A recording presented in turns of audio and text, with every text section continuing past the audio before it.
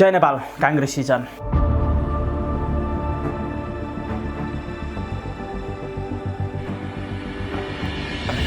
भर्खरै निर्वाचन सम्पन्न भएको छ र समानुपातिक सांसदहरूको छनौटसम्मको कार्य पनि सकिएको छ। आम कांग्रेसी जनहरूमा एउटा चरम निराशाको अनुभूति देखिन्छ, तर केही कांग्रेसी जनहरूभित्रै एउटा घातक खुसी छाएको पनि देखिन्छ। भदौ 24 पछिको घटनामा एकदम आत्तिएका र अत्तालिएका केही भिरु अनुहारहरूमा महिना दिन नपुग्दै उन्माद छाएको पनि हामीले देख्यौँ। 64 सालको निर्वाचनमा कांग्रेसले नसोचेको हार बेहोरेपछि केही समय कांग्रेसमा सुधारका आवाजहरू त उठ्यो, तर तत्कालीन माओवादीमा देखिएको चरम नैतिक पतन र गलत कार्यहरूपछि आफू सुध्रिएर भन्दा पनि बिग्रिएको माओवादी देखाएर तङ्ग्रिने बाटोमा कांग्रेस लाग्यो। अझ बढी सिट ल्याउनलाई 79 को मात्र माओवादीसँग निर्वाचन पूर्व नै गठबन्धन भयो।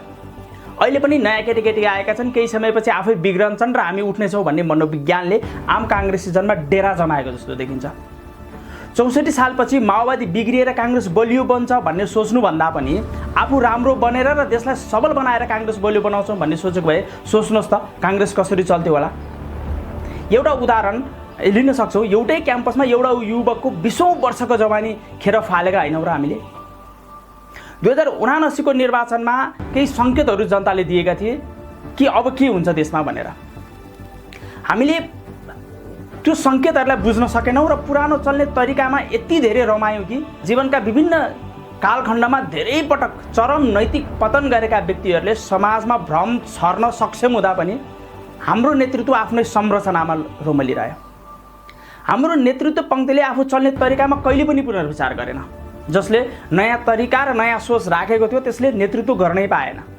आदरणीय कांग्रेसी जन, कतिपय कांग्रेसी जनमा एउटा ह्याङले सताएको छ कि पुरानै कांग्रेस चाहिएको, विशेष महाधिवेशनभन्दा पहिल्यै पुरानै शैलीको कांग्रेस भएको भए राम्रो हुन्थ्यो भन्ने एउटा धारणा पनि छ, एउटा मनोविज्ञान पनि छ। हो, हामीलाई पुरानै कांग्रेस त चाहिएको हो, तर पुरानो भनेको नैतिक र सैद्धान्तिक रूपमा पुरानो भनिएको हो।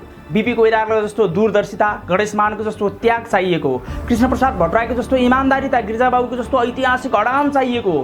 तर त्यो पार्टी चल्ने तरिका चाहिँ हामीले बदल्नुपर्छ। विगतको केही वर्षमा हामीले कांग्रेसको त्यो पुरानो गर्विलो नैतिकताको धरातल त कायम गर्न सकेनौँ। साथसाथै हामी नयाँ समय अनुकूल पार्टी सञ्चालन गर्ने तरिकाको अवलम्बन पनि हामीले गर्न सकेनौँ। विशेष महाधिवेशन पछिको नेतृत्व गगन थापा यो विषयमा सुसूचित हुनुहुन्थ्यो, तर हामीसँग पर्याप्त समय थिएन। अहिले त उहाँले राजीनामा पनि दिइसक्नुभयो। कतिपय कांग्रेसी साथीहरू विशेष महाधिवेशन गर्नु नै गगन थापाको गल्ती हो पनि भनेको मैले सुनेको छु। विशेष महाधिवेशनको अभियन्ताको रूपमा म आफू पनि हो। म भन्छु गगन थापाले गल्ती त गरेकै हो, तर गल्ती केमा गरेको हो भने विशेष महाधिवेशन आह्वानकर्ता साथीहरूको कुरा ढिलो सुनेर उहाँले गल्ती गर्नुभएको। यो विशेष महाधिवेशन केवल गगन थापाको चाहनामा मात्र भएको होइन, यो त आम कांग्रेसी, लाखौं कांग्रेसी, कांग्रेसमा गहिरो आस्था राख्ने इमान्दार लाखौं कार्यकर्ताहरूको चाहनामा भएको। यसको नेतृत्व लिन उहाँले ढिला गर्नुभएको। यो विशेष महाधिवेशन हिजोको नैतिकताको जगमा उभिएको कांग्रेसको निरन्तरताका साथै अपडेटेड टुल्सको सदुपयोगबाट पार्टीलाई अगाडि बढाउने महाअभियान थियो, जसको कारण निर्वाचनको त्यो सुनामीमा पनि हामी आफूलाई पुनः उठाउन सक्ने ताकत जोगाउन सकेका छौँ। उहाँको गल्ती आवश्यक हस्तक्षेप गर्नलाई ढिला गर्नुभएको चाहिँ प्रष्टै हो।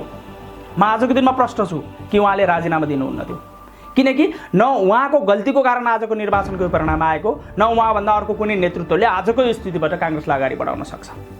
कांग्रेसको सिद्धान्तलाई सिरोपर राखेर निस्वार्थ उभिएका लाखौं कार्यकर्ताहरूलाई नेतृत्व दिएर अगाडि बढ्नु उहाँको नैतिक जिम्मेवारी थियो र छ। त्यसैले उहाँको राजीनामा चाहिँ आवश्यकता थिएन। नैतिक रूपमा भन्ने हो भने पनि मेरो व्यक्तिगत विचारमा पनि उहाँले हिजो कति लाखौं कांग्रेसकै कार्यकर्ताहरू जो हिजो उच्च मनोबल राखेर भोट माग्नलाई गए, ती कार्यकर्ताहरूको लागि पनि, त्यो कार्यकर्ताहरूको सम्मानको लागि पनि नैतिक रूपमा उहाँले राजीनामा दिनुहुन्न थियो। तर यो मेरो व्यक्तिगत विचार हो। अब बाँकी निर्णय त केन्द्रीय कार्य समितिले नै गर्ला। आदरणीय तरुण युवा साथीहरू, म एउटा आग्रह गर्न चाहन्छु, पुरानै तरिकाबाट कांग्रेसलाई अगाडि बढ्छ भन्ने मनोविज्ञानबाट हामी बाहिर निस्कनै पर्छ। कांग्रेसभित्र पारदर्शी विधि अपनाएर हामीले सबैलाई समेट्नै पर्छ। नजिक र टाढाको आधारमा मतभेदको अवस्था आयो भने त्यसको विरोधको अग्रमोर्चामा बनाइरहनेछु।